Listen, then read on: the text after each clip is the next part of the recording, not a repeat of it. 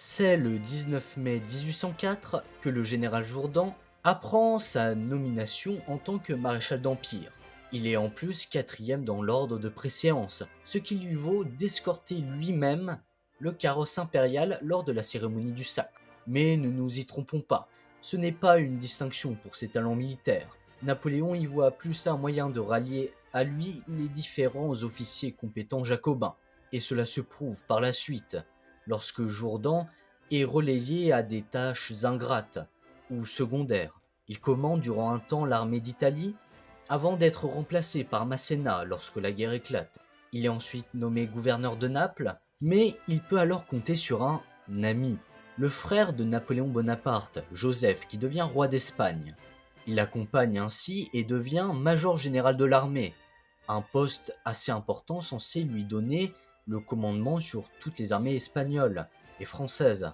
Mais il n'est pas écouté, tout d'abord par le roi et par les autres maréchaux d'Empire, et en plus il est détesté par tout le monde, sauf par son ami Joseph, mais qui préfère bien souvent écouter des maréchaux comme Soult ou Victor plutôt que lui. Alors, voyant qu'il ne sert à rien, eh bien, il retourne dans ses terres, prendre sa retraite. Cependant, en 1811, Napoléon le rappelle pour qu'il revienne prendre son commandement originel en Espagne. Il accepte la mission, il revient, sauf que rien n'a changé. On ne l'écoute toujours pas et il n'est toujours pas respecté. Pourtant, ses conseils sont intelligents et auraient pu éviter de nombreux désastres.